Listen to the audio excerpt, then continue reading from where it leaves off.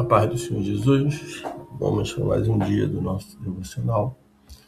Se encontra no livro de 1 João, capítulo 5, versículo de número 4, que diz: Pois tudo que é nascido de Deus vence o mundo, e esta é a vitória que vence o mundo, a nossa fé. Nós vamos ver agora João falando sobre a fé no Filho de Deus. A fé em Jesus, ela tem as suas consequências. Quando nós lemos aqui, já no primeiro versículo de 1 João 5, onde ele diz: todo aquele que crê em Jesus, que crê que Jesus é o Cristo, é nascido de Deus. E todo aquele que ama o que o gerou, ama também o que dele é nascido. Então, muitos estavam vendo naquele tempo, as heresias, as mentiras que estavam circulando naquela época, estavam fazendo com que até muitos não crescem no Filho de Deus. Muitos criam em Deus, mas não no seu Filho.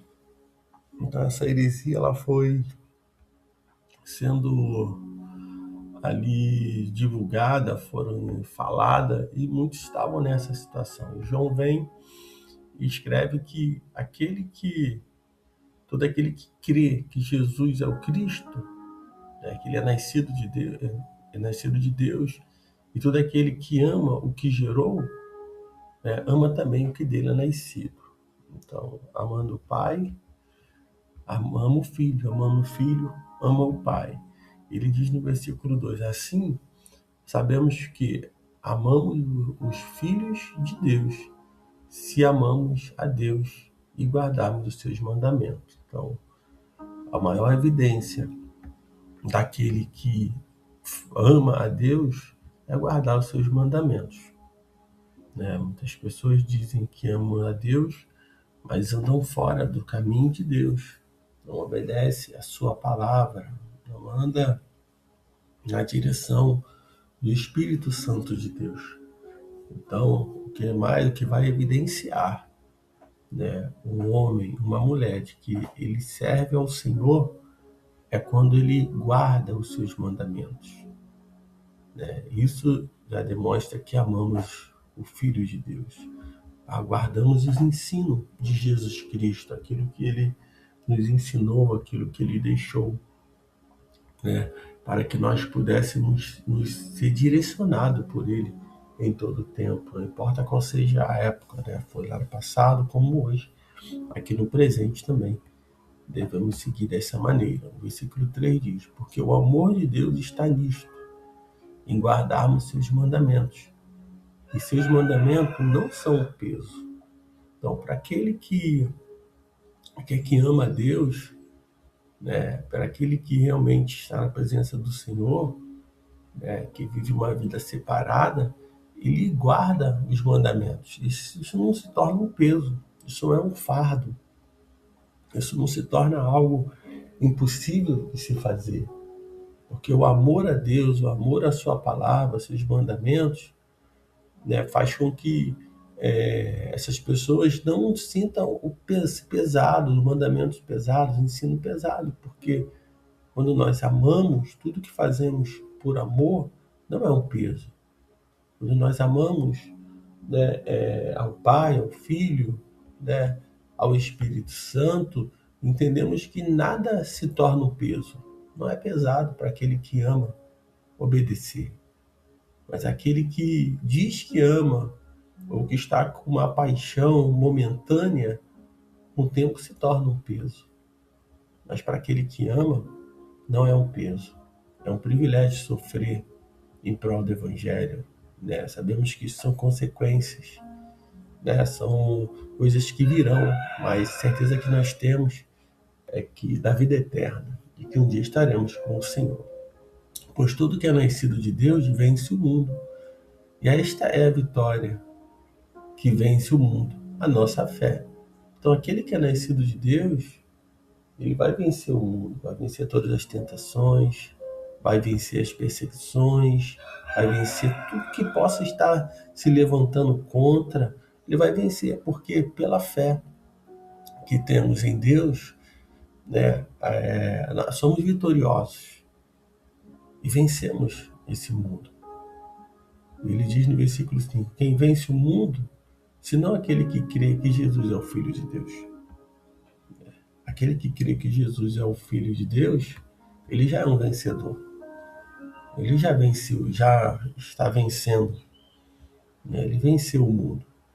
Porque Jesus, ele venceu o mundo. Não foi, né, aqui, o mundo não foi um impedimento, não parou a Jesus, não impediu de que as promessas se cumprissem. E assim também nós, precisamos crer no Filho de Deus e cremos. E se você não crê, que você possa crer, porque essa vitória é para todo aquele que tem fé em Deus, para aquele que crê que Jesus é o Filho de Deus e que entrega a sua vida a Ele. Ele diz no versículo 6, este é aquele que veio pela água e pelo sangue, isto é, Jesus Cristo, não só pela água, mas pela água e pelo sangue. E o Espírito é o que dá testemunho, pois o Espírito é a verdade. Pois os que dão testemunho são três, o Espírito, a água e o sangue. E os três concordam entre si. Né? Quando ele fala aqui sobre essa passagem que ele vai falar, ele afirma que o Espírito, né, e a água e o sangue, ele testemunha unanimemente, né, que Jesus é o Filho de Deus. Né? Eles representam respectivamente o testemunho divino, né, que é o batismo de Jesus, né, e sua morte, confirmando a verdade da sua encarnação e redenção, né, ali pelo Espírito. Então, o Espírito Santo, né, que é a verdade, ele testemunha, né, internamente, através da palavra, sobre a divindade de Jesus. Né, a água que ele fala aqui representada refere-se ao batismo de Jesus, onde o início do seu ministério foi marcado pelo Espírito descendo sobre ele e a voz do Pai.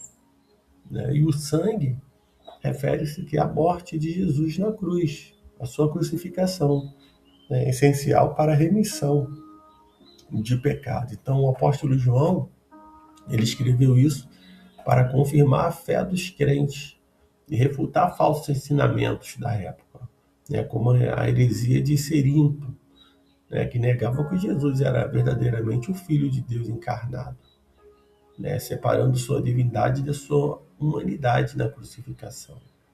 Então, a mensagem central é que Jesus veio tanto por água, pelo batismo, quanto por sangue, né? É só morte.